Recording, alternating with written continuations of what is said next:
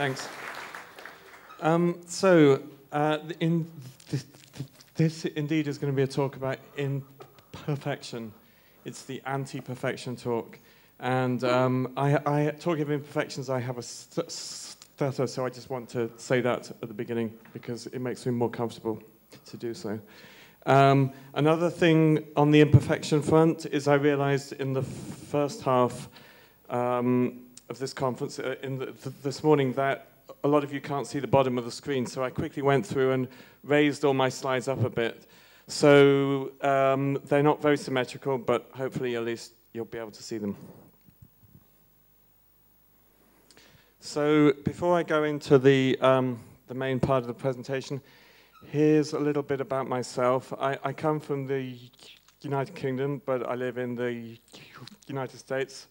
I work at Twitter. I work on the front-end infrastructure team there. And I co-wrote Flight, which is another framework, and it's not as popular as all the other frameworks. But it's used by some quite big companies, including Twitter.com and some other big companies you can see there. And I'm writing a book.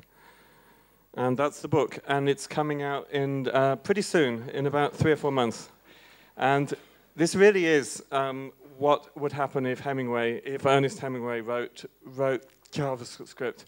In fact, I chose 25 authors and 5 problems, and each of them 5 authors per problem.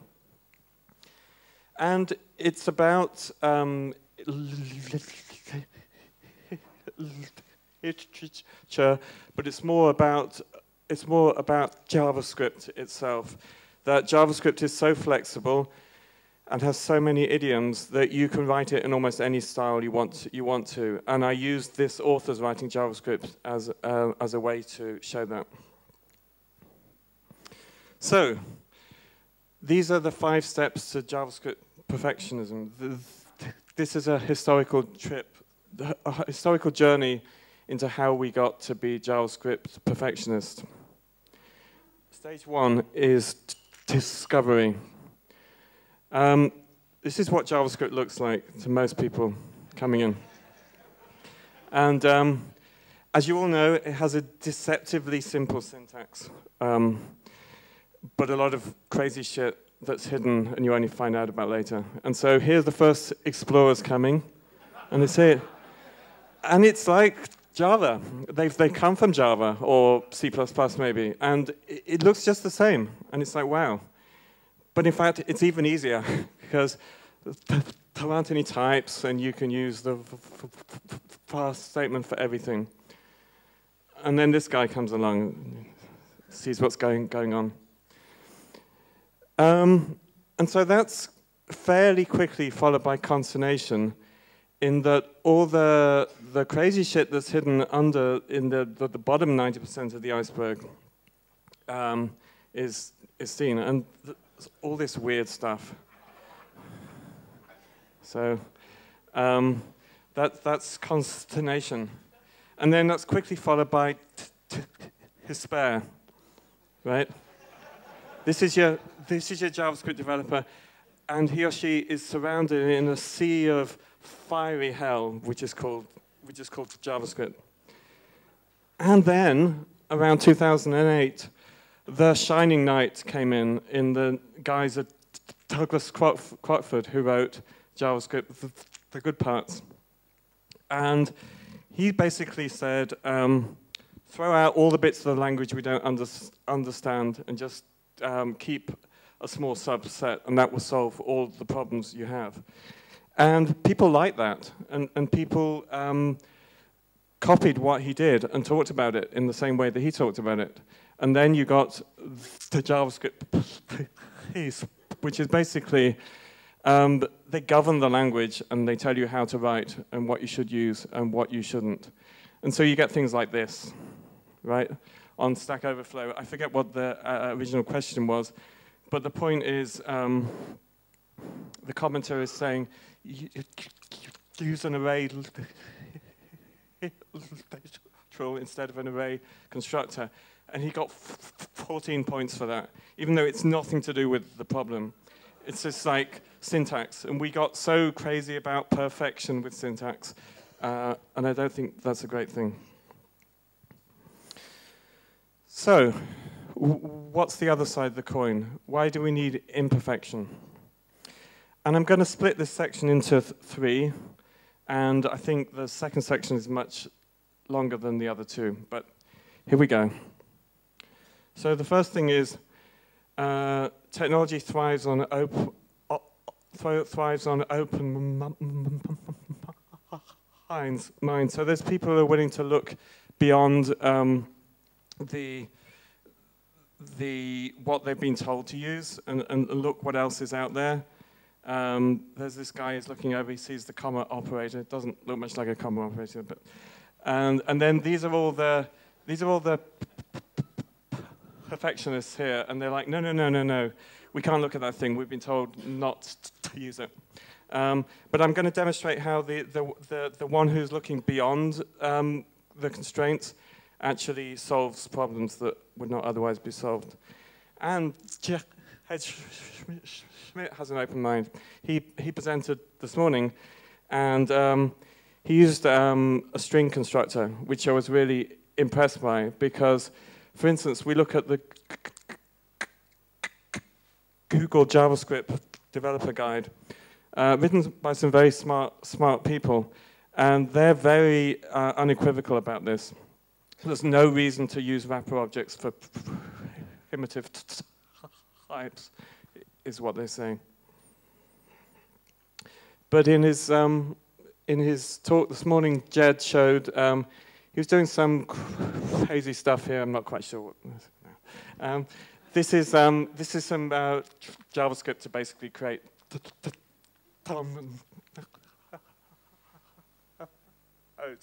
here, and you see he uses a string constructor right at the top, and the reason is because string constructor has identity, whilst a primitive doesn't have identity. Here's a very simple example of that. If you wrap a string into an object, it's its own instance, and you compare it to another string with the same instance, with the same wrapped around the same string rather, it's not the same thing. And here's another example of where innovation and thinking outside the constraints has actually led to improvement in JavaScript itself. Prototype.js around 2005, I think, extended the prototype with the bind function. Got a lot of flack for that, but then it made its way into the ES5 standard in 2009. And if they hadn't taken that chance, that probably would never have happened. Similarly, Mootools 2006, I think, did string prototype trim, which also made its way later into the ES5 standard. So, section 2 is context is greater than dogma. So the idea is, all these rules and best practices are really good, but only if you're doing the right thing and in the right place. And if you're standing on a horse facing the wrong way around and you've got a pitchfork, you're waving a pitchfork in the air, that kind of thing. So not all rules apply to all situations, basically, is the point. And here's some good examples of this. So for many people, classical inheritance is synonymous with good programming practices. I guess OO took wind around 1995, and it's had a lot of advocates since then. This is a JavaScript classical inheritance example, and it's a button. Whoops. It's a button with a superclass of a widget object, and this is pretty dire actually. All the stuff you have to do. You have to create an instance of the superclass and start the subclass prototype with that, which might cause all kinds of side effects. And there's just a lot of code here. And we call this, by the way, in JavaScript, we call this prototypical inheritance, but it's not. It's basically classical inheritance. So you hear a bunch of people say, oh, JavaScript's better because it's got prototypal inheritance, but they'll use it with a constructor, which is a type, which is a class. This is as close to classical inheritance as anything. But because it's JavaScript, it's much harder to implement. So this is why people hate. This is why people hate JavaScript, because of the unnecessary complexity built into things like classical inheritance. But wait, JavaScript is not subject to hierarchical constraints. And classical inheritance was built into languages which have hierarchical constraints. That is, you only have access to a function in the hierarchy that you are in. We're not subject to any of that. We have call and apply, for example. We can call a function in any object from any other object. So using call and apply in that same example, we can see we've simplified the code considerably. Or we could just throw out OO entirely, forget about it, and pass arguments. And sometimes this very simple kind of thing, very understandable, is actually what you want to happen. Yeah, that's the arguments.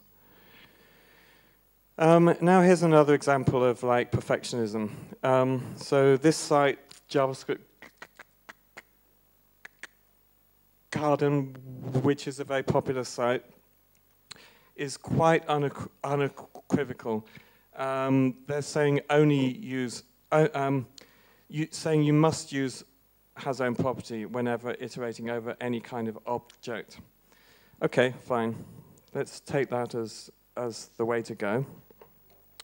Here's an object. Let's be extra safe and not have a prototype on it. So here's an object without a prototype. And we do the right thing. We iterate and we check has own property for each case. And it explodes because we've removed the prototype and there is no has own property. So another example of how like perfectionism, always doing the right thing, is not actually always the right thing. Array constructor, we talked about that pretty briefly before. Again, do we use the array literal or the array constructor? I use the array literal almost every time. I'm sure that most people here do. Let's see what the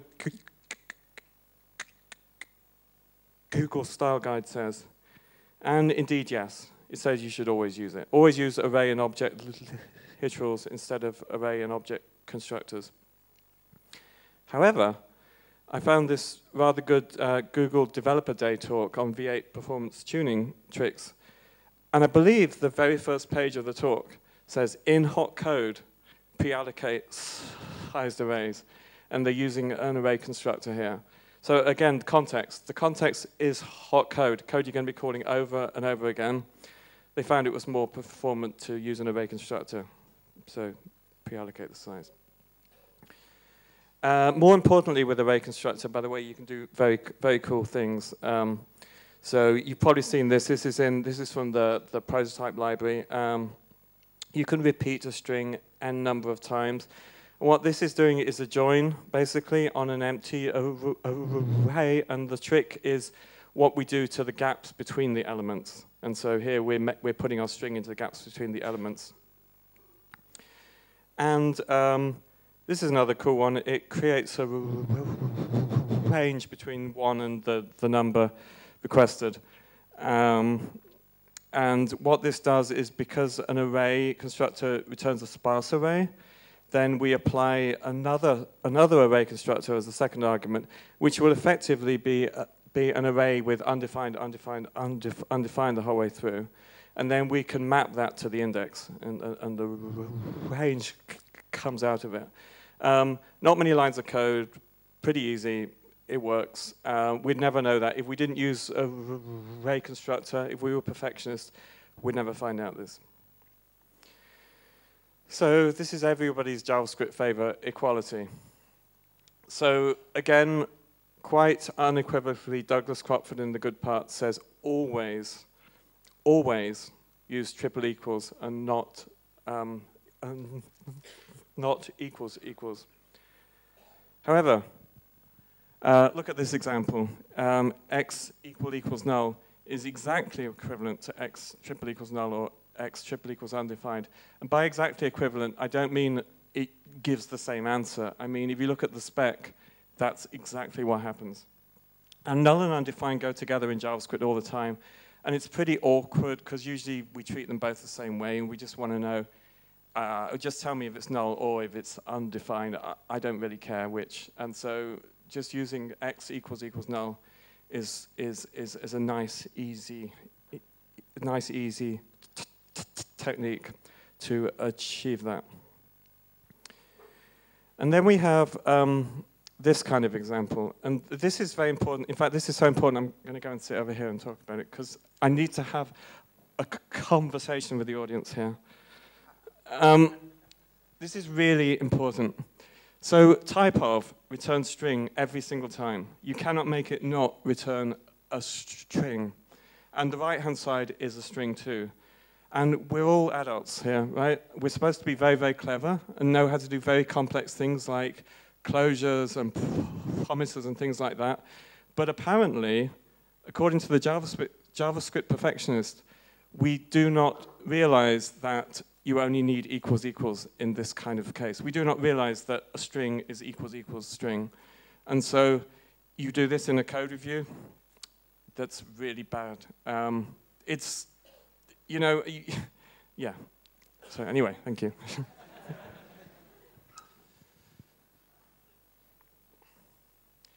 Oh, and then this one, which is another favorite, the with statement. So this is a approximation. This is Ramanujan's approximation. I'm not sure if I said that right, for factorial, and it's like a crazy complex mathematical thing.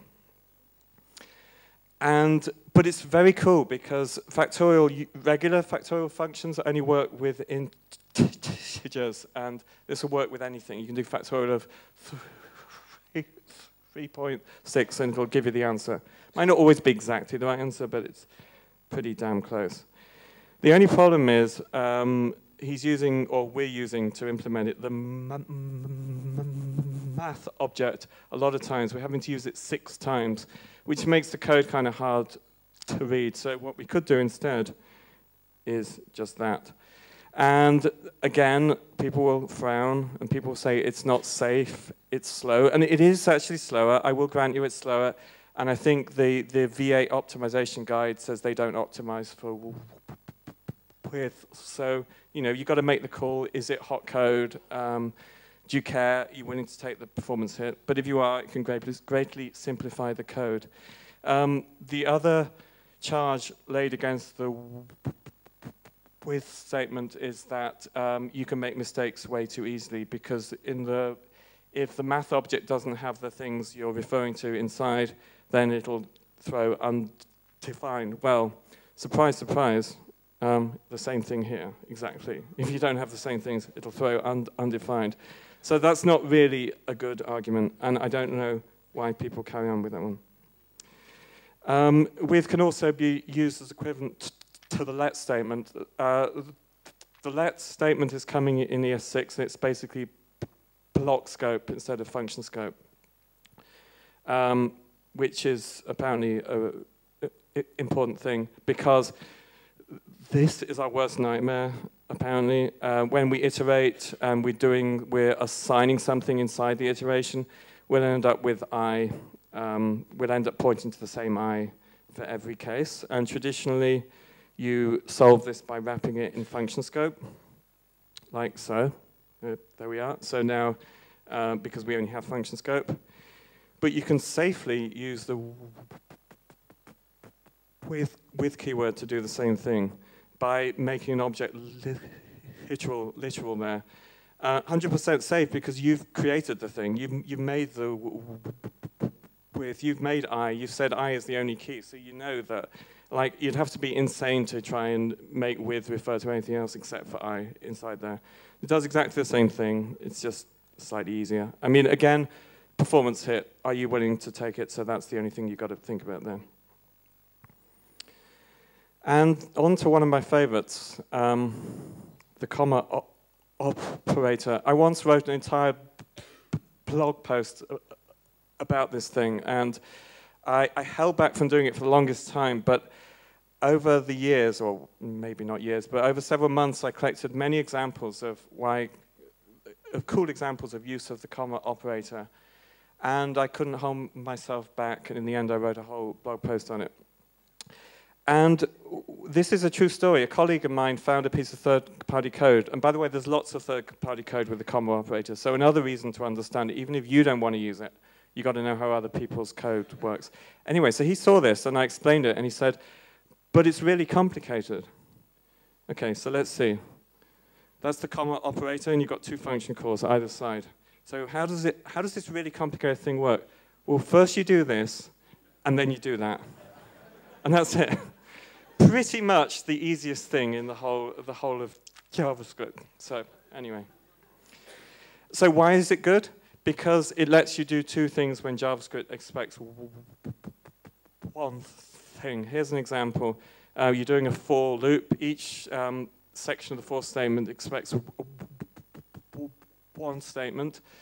So if you want to put a console login, you can use a comma operator to do that without changing the way the code works. There it is. Another example, prime numbers. So again, the while expects a single statement too. So you can use a comma operator to both generate your number and check if it's a prime number. I mean, I'm assuming there's some function we have as well that checks that. So it's a convenience, and then the while statement contains everything that you actually require to make this work. This is a good one. So to make a val run globally, you can use a comma operator for that. Why do we care? Because usually a val runs in the context that it's in, which is probably a bad thing, because if somebody overrides a value you expect them to get from higher up the scope, for instance, they change the value of local storage. If you eval that value, that's what you get. However, with this is an excellent post by Angus on his Perfection Kills about how we can use the comma operator to run it in global scope. And it basically, in a nutshell, if eval is indirectly called, it will run it in the global scope. And using the comma operator, and anything can be in front of the comma operator. Anything that doesn't have a side effect can be in front of the comma operator. And there you have it. And so now, eval is much safer because it runs in the global scope and it returns the thing you're expecting it to. So thanks, comma operator. Finally, in this section, functional programming. This is a big one to cover, and I'm only going to just do the tip of the iceberg, so to speak. This is on Hacker News. This is a comment on Hacker News. Not surprisingly, it's a bit of a sweeping statement, a bit of a generalization. This person's saying side effects are evil. Well, yeah, but that's not really a functional programming thing. He's talking about functional languages, where your entire language is functional, like Haskell or something like that. JavaScript isn't a functional language. It's an important distinction to make. It has idioms. It has functional idioms.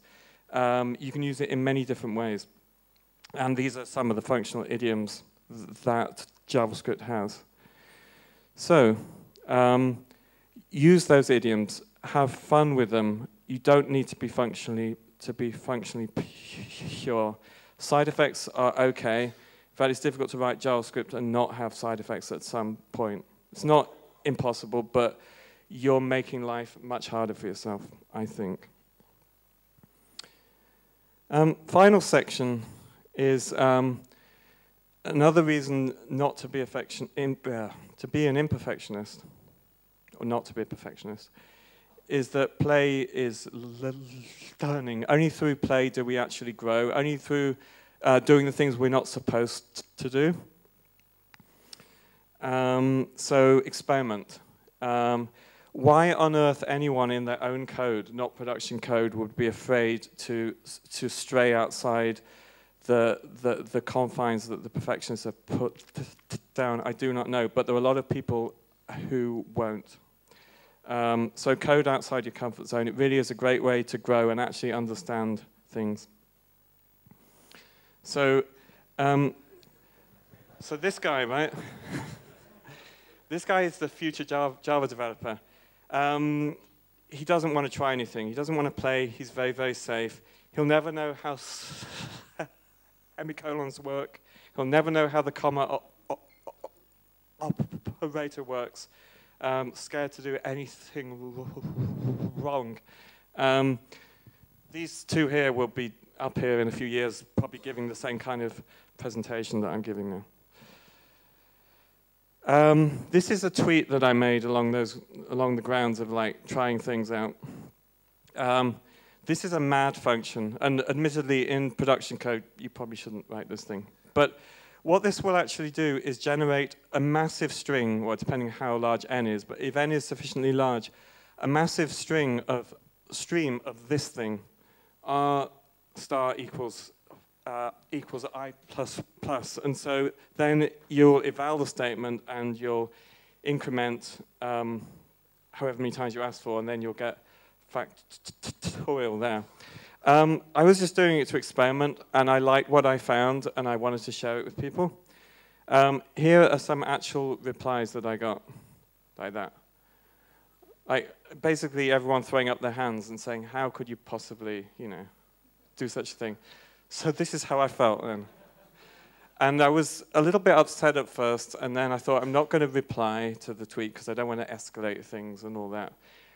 But in the end, I couldn't help myself, so I wrote that. And the important bit is the final sentence.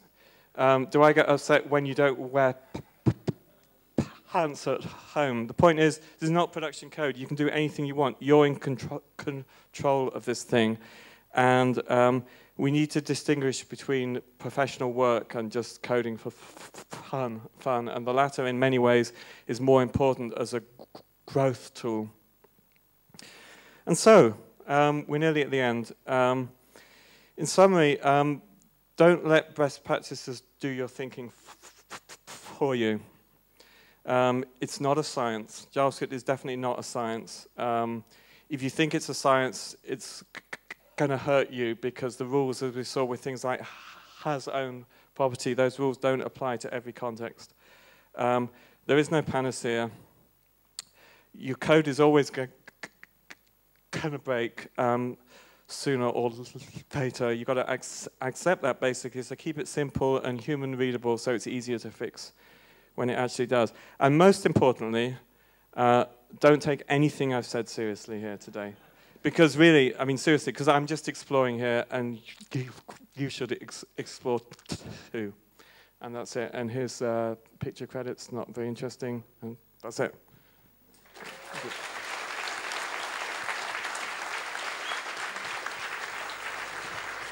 Well done. We actually don't have any questions. So, but I don't know, that was, I love that you all love this, so it's very good.